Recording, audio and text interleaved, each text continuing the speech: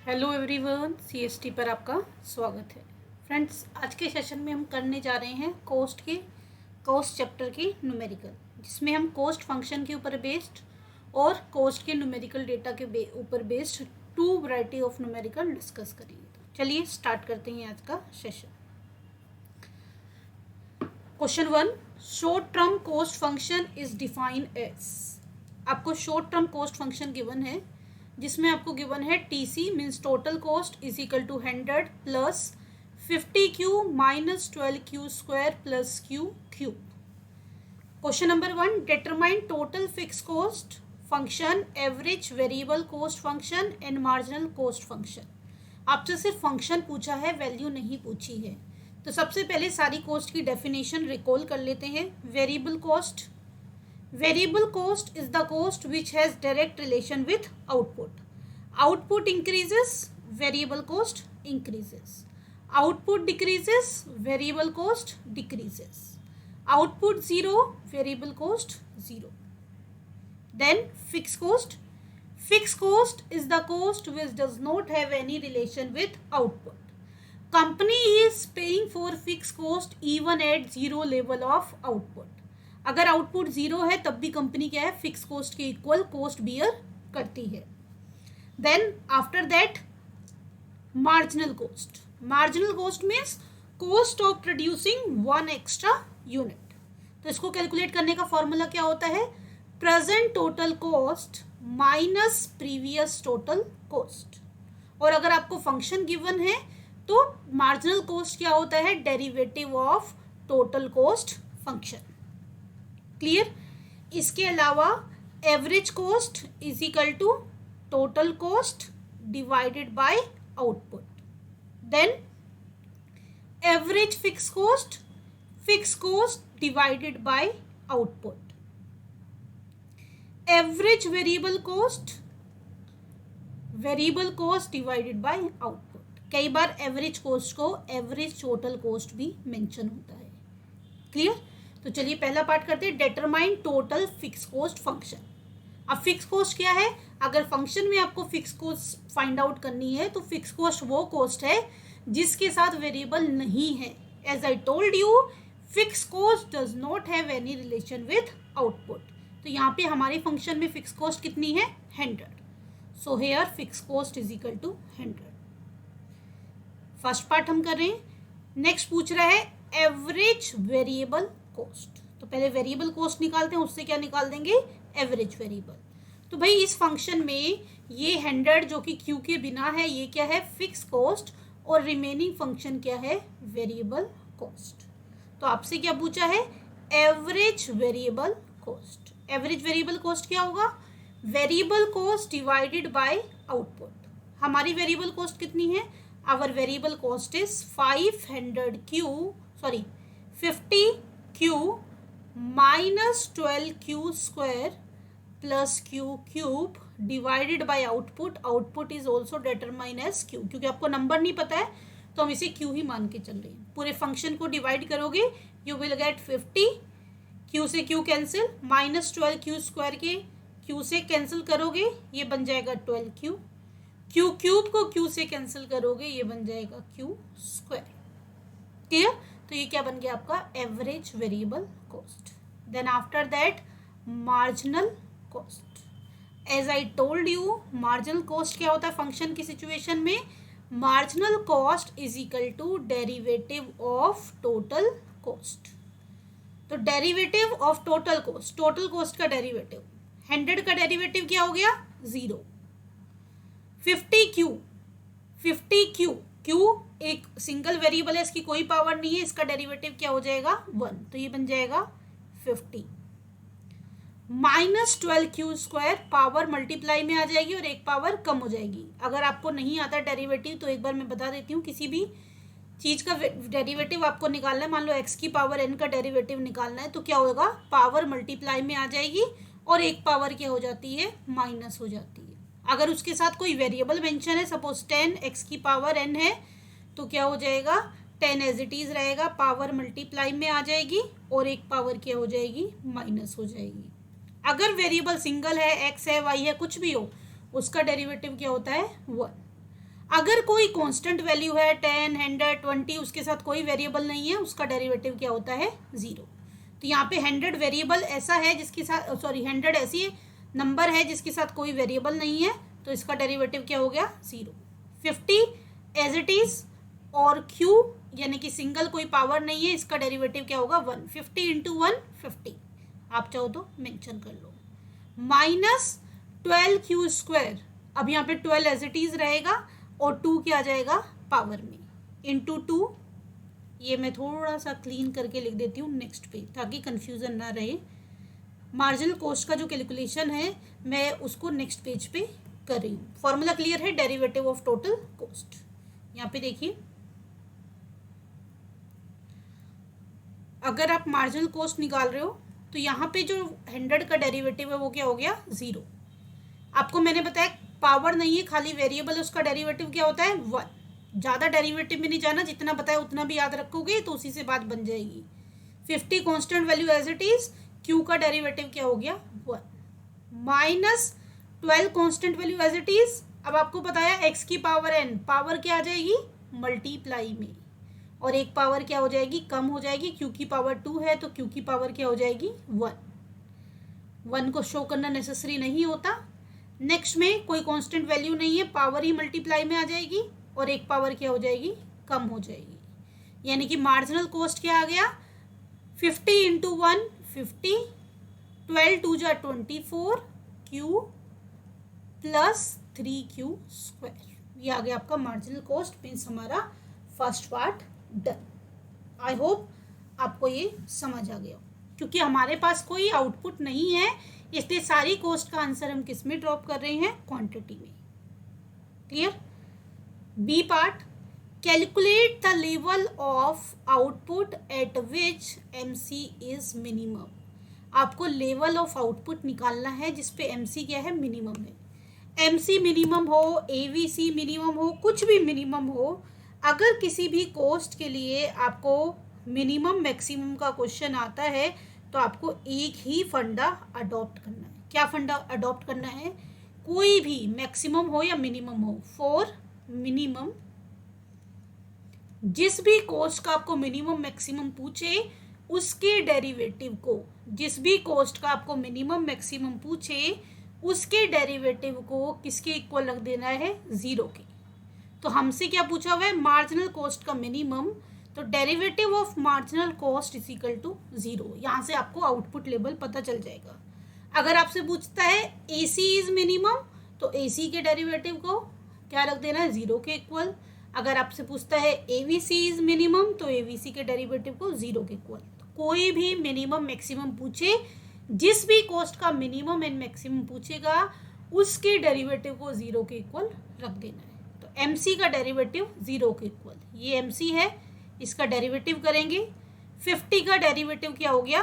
0, क्योंकि इसके साथ कोई वेरिएबल नहीं है। माइनस 24 कांस्टेंट वैल्यू है एज इट इज, क्योंकि कोई पावर नहीं है, आपको बताया बिना पावर का वेरिएबल है, उसका डेरिवेटिव क्या होगा? 1। मैं बिल्कुल सिंपल लैंग्वेज में कर रही हूँ, आपको कंफ्यूज होने की जरूरत नहीं है कि इसमें तो भाई डेरिवेटिव आ गया। सिंपल जितनी चीज़ें बता रही हूँ उतना याद रखिए। पावर कुछ नहीं है तो डेरिवेटिव क्या है? 1। Next constant value as it is, power क्या आ जाती है? मल्टीप्लाई में आ जाएगी, और एक पावर क्या हो जाएगी? कम। 2 पावर है, क्या हो जाएगी? 1 पावर। और इसको किसके इक्वल रखना है? 0 के इक्वल। माइनस 24 इंटू 1 माइनस 24, 3 2 जा 6 is equal to 0। 6q is equal to minus 24 है, उधर जाके क्या हो जाएगा? Plus 24। q is equal to 24 divided by 6। ये मल्टीप्लाई करा, उधर जाके डिवाइड करेगा, यानी कि q की वैल्यू आपकी क्या आ गई? 4 units. You can write MC is minimum at 4 units। Clear है? तो ये हो गया हमारा सेकेंड। कोई भी मिनिमम मैक्सिमम कुछ भी पूछे, आपका मैथ्स भी स्ट्रॉन्ग नहीं है, घबराने की नीड नहीं है। सिंपल जो फंडा बताया, बट डेरिवेटिव वही याद रखिए। एक सिंगल वेरिएबल है विदाउट पावर का, उसका डेरिवेटिव 1 है। बिना वेरिएबल के कोई कांस्टेंट वैल्यू हो, उसका डेरिवेटिव 0 है।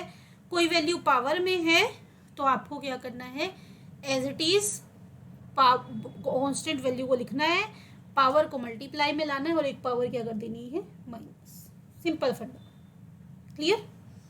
Now third part, C part, determine fixed cost, variable cost, average cost, marginal cost, average variable cost, fixed cost when output is 120। आपको बताना है जब आउटपुट क्या है 120, यानी कि अब आपको Q की वैल्यू 120 गिवन है, सारी वैल्यू आपने निकाली थी, उन्हीं में वैल्यू पुट कर दोगे। फिक्स कॉस्ट का आउटपुट से कोई लेना देना नहीं है, उस पर कोई फर्क नहीं आएगा, वो 100 ही रहेगी। वेरिएबल कॉस्ट आपकी क्या थी, 50Q minus 12Q square plus Q cube. As I told you in the starting, constant value क्या है, फिक्स कॉस्ट, और बचा हुआ फंक्शन क्या होता है, वेरिएबल कॉस्ट। तो ये वेरिएबल कॉस्ट है। अब इसमें Q के प्लेस पे क्या पुट कर देना है आपको, 120।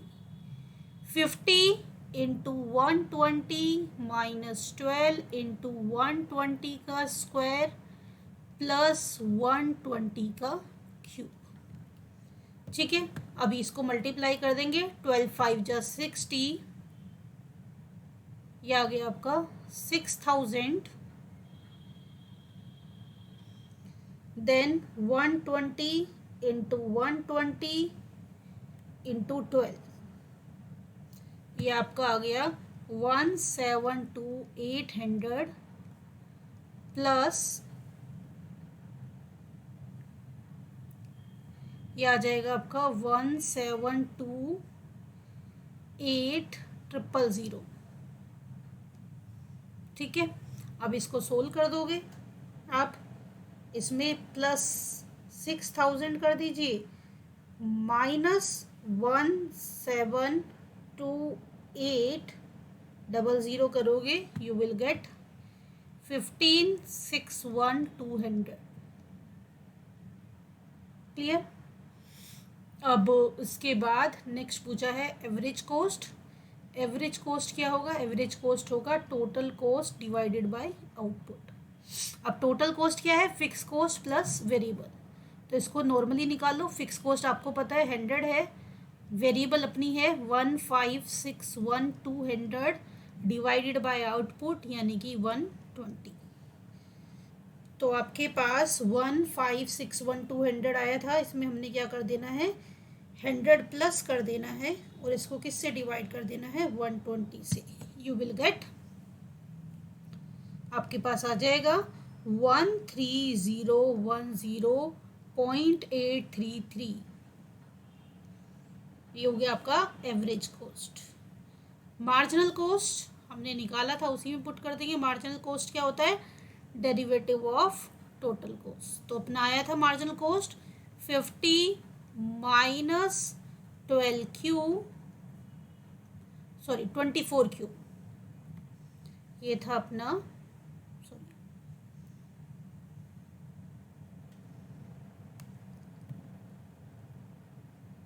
हमारा मार्जिनल कॉस्ट आया था 50 minus 24Q plus 3Q square.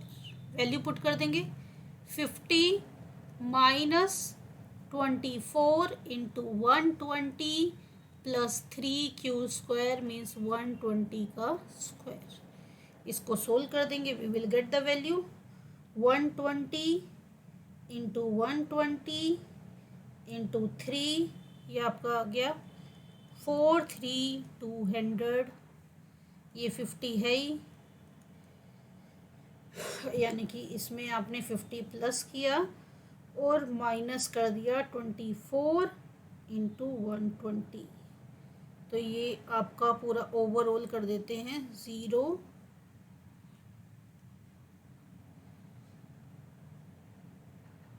ये आ जाएगा आपका, लेस करोगे एक बार चेक कर लेना, कैलकुलेशन में फटाफट कर रही हूँ, 40370। क्लियर, 40370, ये आ गया हमारा मार्जिनल कॉस्ट। अब हमें क्या निकालना है, average variable cost, fix cost repeat हो गया, फिक्स कॉस्ट निकाल चुके हैं, सिर्फ क्या रह गया, average variable cost. Average variable cost is equal two variable cost divided by output. Variable cost कितनी आई है आपकी, वेरिएबल कॉस्ट थी हमारी ये 1561200 डिवाइडेड बाय आउटपुट यानी कि 120, आपको 15612 डिवाइडेड बाय 120 आप करोगे तो आपका ये आंसर आ जाएगा 13010। यहाँ लिख देती हूँ, ये आ जाएगा 13010। क्लियर? तो बिल्कुल सिंपल है। डेरिवेटिव का बेसिक सिर्फ नॉलेज होनी चाहिए, बेसिक x की पावर n का, इससे ज़्यादा डिफिकल्ट सिर्फ इकोनॉमिक्स ऑनर्स में आता है, बाकी कोर्सेज में नॉर्मल ही हमारा कॉस्ट का फंक्शन आता है जिसका डेरिवेटिव आप इजीली कर सकते हो। Clear? Now moving on the next variety of numerical. Next variety, आपको कोई भी दो कॉस्ट गिवन होंगी और उसके बेस पे आपको कोई भी कॉस्ट और निकालने के लिए बोल सकता है।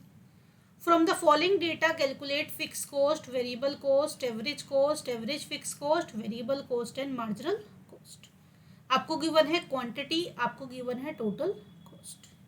फिक्स कॉस्ट क्या होती है, जीरो लेवल ऑफ आउटपुट पे, जीरो पे कितनी कॉस्ट है 120, यानी कि इस डेटा में फिक्स कॉस्ट कितनी हो गई through out the data 120। Fix cost is the cost which does not have any relation with output. तो जो जीरो लेवल पे होगी वो क्या हो जाएगी आपकी फिक्स कॉस्ट। वेरिएबल कॉस्ट क्या होगी, total cost minus fix cost. Zero level पे वेरिएबल कॉस्ट जीरो होती है इसलिए ब्लैंक छोड़ेंगे।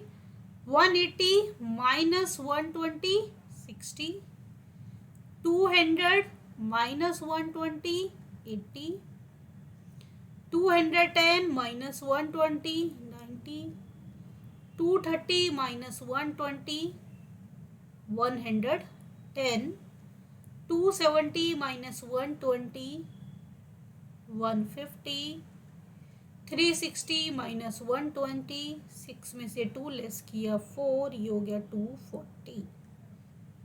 एवरेज फिक्स कॉस्ट क्या होगा, fix cost divided by output.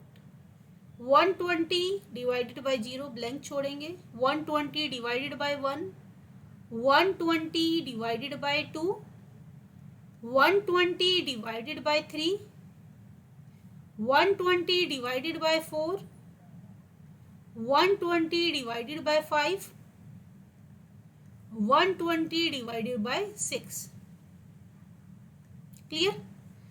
Average variable cost, variable cost divided by output, variable cost divided by output. First blank, 60 divided by 1 60, 80 divided by 2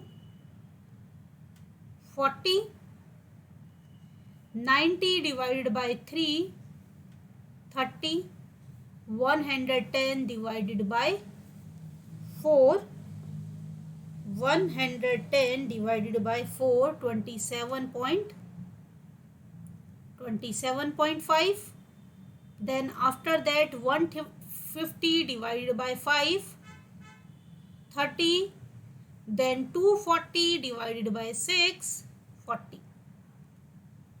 Then after that average cost. Average cost क्या होता है, total cost divided by output. First blank, total cost ये आपको given थी 180 divided by 1 180, 200 divided by 2 100, 210 divided by 3 70, 230 divided by 4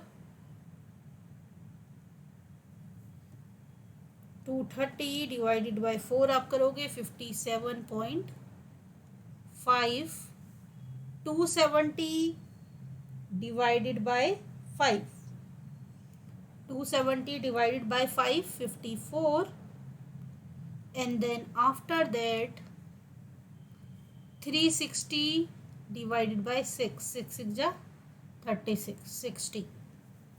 marginal cost means change in total cost, present total cost minus previous total cost. अभी देखो zero पे है तो zero से पहले कुछ चेंज नहीं था, क्या छोड़ेंगे इसको, black. Then 180 minus 120 present minus previous, 180 minus 120 60, 200 minus 180 20, 210 minus 210, 230 minus 210 20, then 270 minus 230, 270 minus 230 40, then 360 minus 270 90। Current minus previous करके क्या आ गया, मार्जिनल कॉस्ट। तो ये थी कुछ वैरायटी कोस्ट के, जो कि मोस्टली जो छोटे मोटे कोर्सेज होते हैं अपने बीबीए के, एमबीए के, कॉम्पिटिटिव में थोड़ा सा इसको कॉम्प्लिकेटेड करके आ जाता है और कई बार सिंपल भी आ जाता है। बट बीबीए, बीकॉम और एमबीए में अगर इकोनॉमिक्स में न्यूमेरिकल आता है कोस्ट का तो बहुत ज़्यादा टफ नहीं आता, या तो कोस्ट फंक्शन के ऊपर बेस्ड होगा या फिर आपको कोई भी कोस्ट टू गिवन होगी जिसके बेस पे आप फॉर्मूला यूज़ करके रिमेनिंग कोस्ट को फाइंड आउट करेंगे। आई होप ये सेशन आपके लिए यूजफुल रहे। Thank you so much. मिलते हैं नेक्स्ट सेशन में, तब तक के लिए बाय बाय, टेक केयर।